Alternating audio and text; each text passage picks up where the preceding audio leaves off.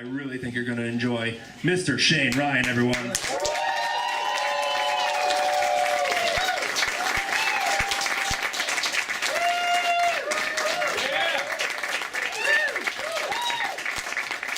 right, let's just address this right up top. This is what I look like.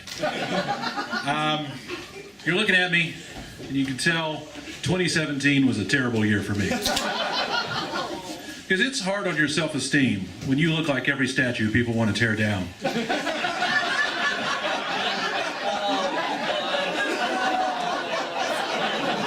That's why I don't ride horses.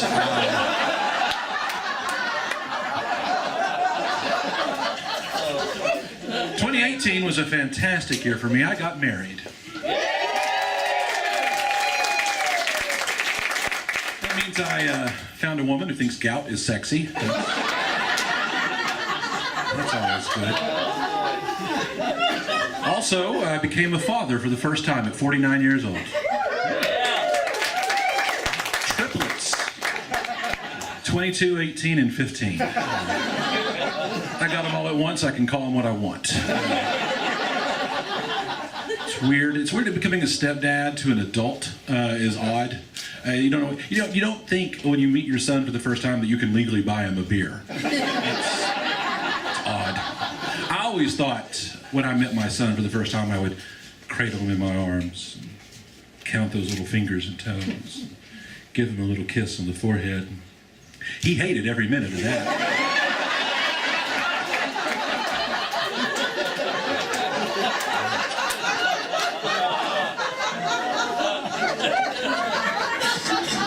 The youngest, a 15-year-old girl.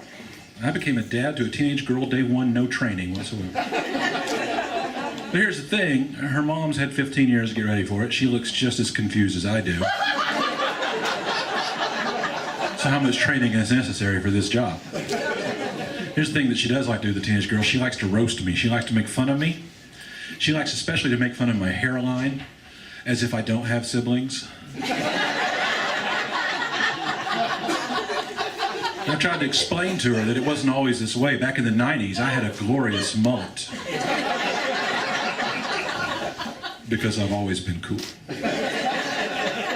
She didn't know what a mullet was, so I had to show her a photo of me with this glorious mullet, and I explained it to her, this mane of hair that I had, this waterfall of hair.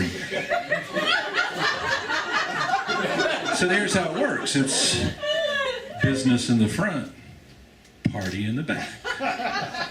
She looked at the photo, and she looked at me, and she said, I guess you can still party. But clearly business is bad for you.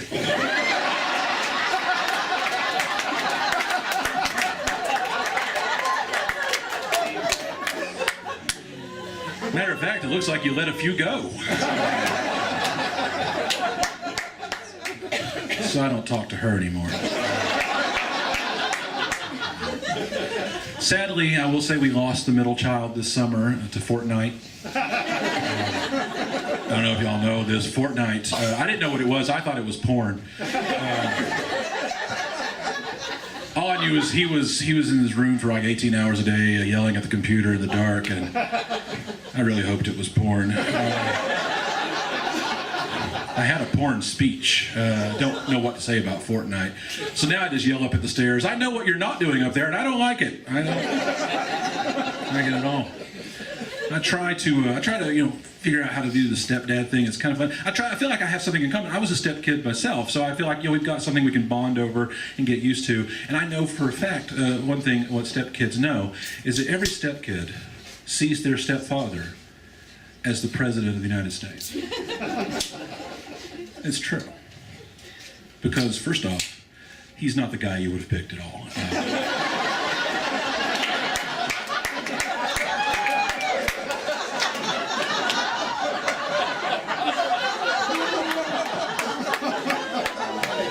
Secondly, you know he has no idea what he's doing.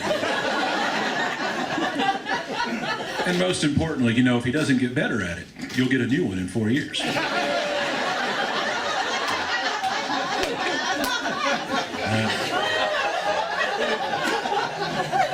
I I don't do a lot of political jokes. It's hard. When I started doing comedy, I was really trying to be very mindful of the fact that I wanted comedy to be more of a uniting force. I didn't want to build walls between us, and so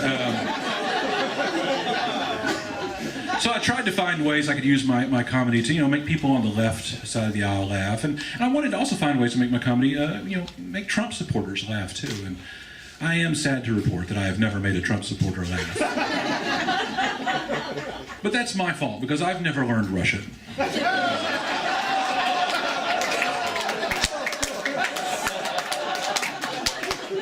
a heavily nuanced language that I do not care to learn. When I was growing up as a kid, my parents, my teachers, they all would tell us that, Shane, anybody can grow up to be president of the United States. Anybody in this country can be president of the United States. And I didn't realize till recently that was a warning. They're like, you need to pay attention. Anybody can do this. What are you going to do? Like I said, I don't know political jokes. I know that's the most controversial thing I think I will say tonight is this. I don't care that The Walking Dead is still on TV.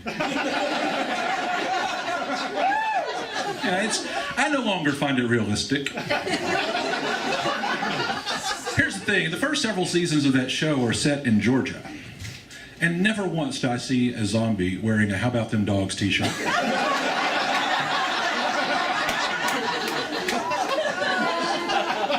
I mean, are we to believe the zombie apocalypse struck Georgia the day everyone was dressed for a job interview? And if it had been job interviews, they would have been wearing the Earnhardt sweatpants. So,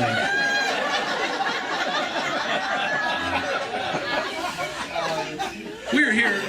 The reason we're doing this, I'm doing this album, I'm recognizing two different milestones in my life. The first one is that actually just a few weeks ago, celebrated the 5-year anniversary of the first time I ever did comedy on a stage. And so this is the 5-year anniversary party.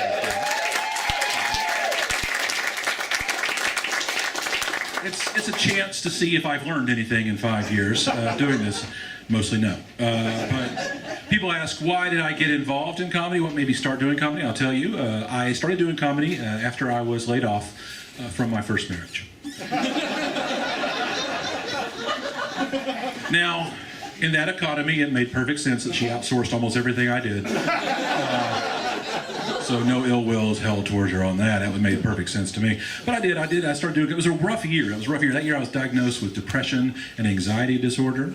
And then the day after my wife moved out, I was laid off from my job. So I was living the perfect country song at that point.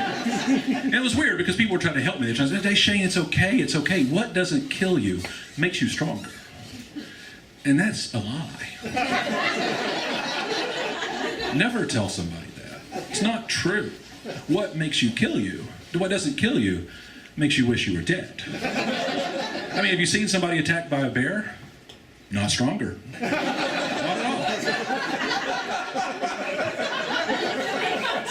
all. They're not doing well. I was diagnosed with depression. I also have ADD, which is fun. It's a fun combination. It basically means I have the ability to not care about a lot of things all at once. Where my world goes. People would always try to tell me, Shane, you can find the bright spot in anything. That'll help you with your depression. Look for the bright spot. Look for the silver lining. And I said, well, it's hard. Sometimes it's not easy to find the silver lining. Some things are so horrible. What can you do to find the silver lining? And they said, well, here you can find something. I said, well, I'll try it. I said, well, here's what I found out. My first marriage ended because my wife was having an affair. But I found the bright side.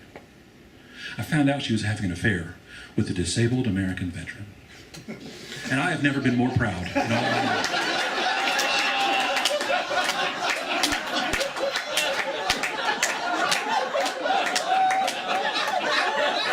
This was possibly the single most patriotic thing I've almost been directly involved with.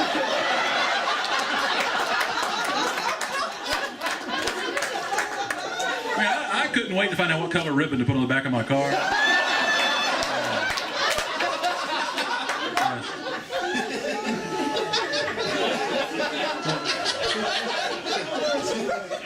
It does affect the kind of comedy I do. A lot of comics get up here and say, hey, let's give it up for our troops, and I will never say that.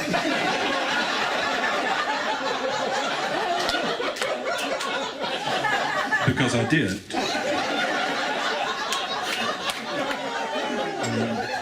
I don't see a need to drag you people into that.